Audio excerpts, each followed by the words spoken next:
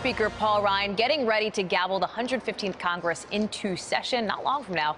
At the same time, he's defending, you could say, a controversial move by members of his party to, in essence, gut the Congressional Independent Watchdog. The Speaker is just now releasing a statement saying, in part, "I have made clear to the new chair of the House Ethics Committee that it is not to interfere with the office's investigations or prevent it from doing its job. All members of Congress are required to earn the public's trust every single day, and this House will hold members accountable to the people." Remember, sources had told NBC News that Paul Ryan opposed the move that the rest of his conference made last night.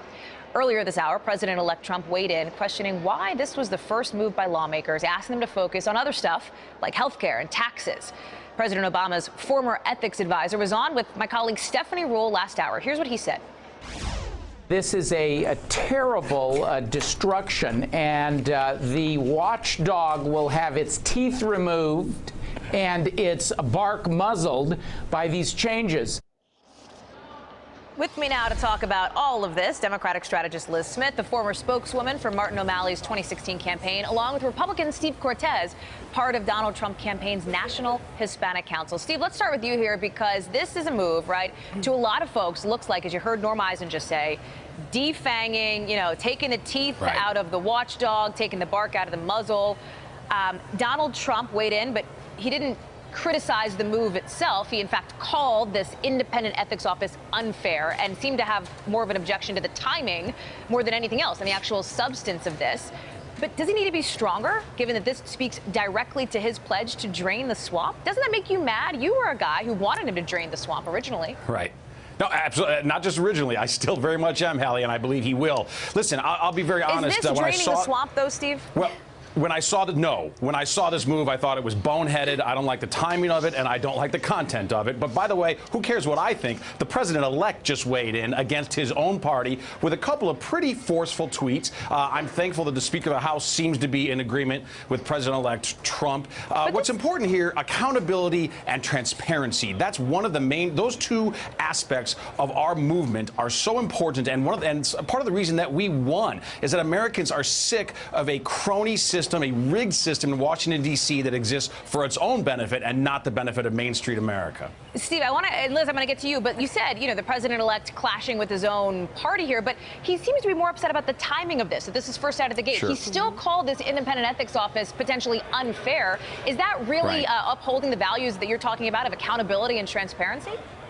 I think so, Hallie. Now, listen, there are some problems with this office. I don't mean to defend it, entirely, but timing matters. Appearances matter. We have such important work to do, and only, 17 days now until inauguration. This is the last thing that we should be focused on. I'm thankful, though, for the president-elect's tweets. I believe it'll put this issue to bed. I think this is going to be a one-day story because of his reaction. We have such more important things to focus on. Health care and growth should be the first priorities for this Congress, not inside baseball, inside the Beltway ethics.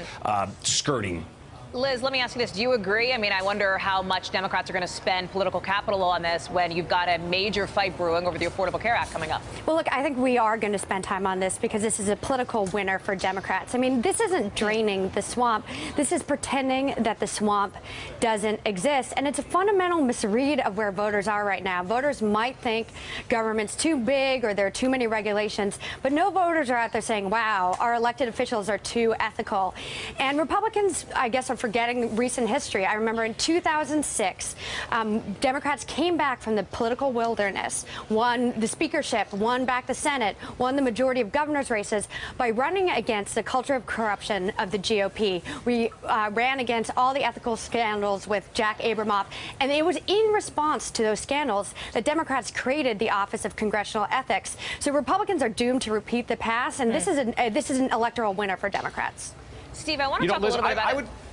Go ahead, but I got to switch topics. I would say left to their own devices, I don't actually doubt that. But they won't be left to their own devices because Donald Trump is going to be the president of the United States, and he won't let that happen. And listen, I agree with you. I put a lot of the blame for what's happening in Washington, D.C. on congressional Republicans, absolutely. But that's one of the reasons that Donald Trump, an outsider, a non-politician, came in and beat 16 other Republicans to get our nomination. But he's going along with this. As Hallie pointed out, his concern was with the timing, not with the actual action of this. Guys, give me 1 second because I want to Okay. talk about a different tweet from the president-elect. He went after GM a little bit this morning. First it was Carrier, then Boeing. Let's pull it up on screen if we have it. The president-elect tweeting about GM. And GM responding, by the way, about this tweet about the Chevy Cruze, saying that General Motors, and I'm reading it off my screen here, manufactures the Chevy Cruze in Lordstown, Ohio. All sedans sold in the U.S. are built in that assembly plant. And this is the tweet from the president-elect and the response from GM here. Steve, is this what you want to see, a CEO president in action here?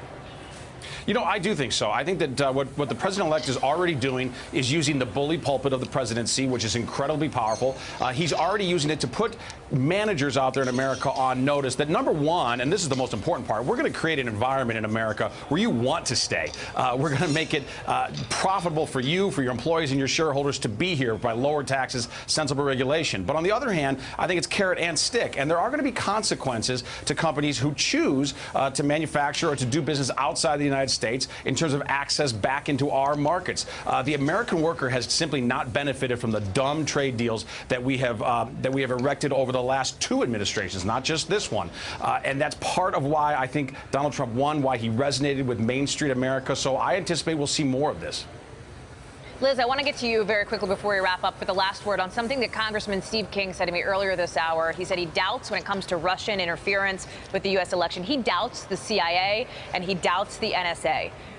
When you hear something like that, is it a concern to you? And what can Democrats do about that kind of perception among their colleagues here in Congress? Sure. Well, look, I think we should always approach these things with a dose of skepticism. And that's why we should follow, the lead of John McCain, Lindsey Graham, and a whole host of Democrats saying that the intelligence agencies should make their findings more public.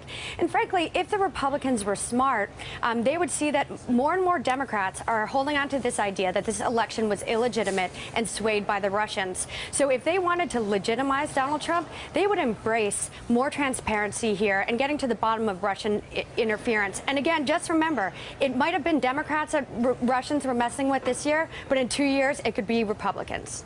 Liz Smith, Steve Cortez, thank you both for what is always a spirited discussion. I appreciate it. Hey there, I'm Chris Hayes from MSNBC. Thanks for watching MSNBC on YouTube. If you want to keep up to date with the videos we're putting out, you can click subscribe just below me or click over on this list to see lots of other great videos.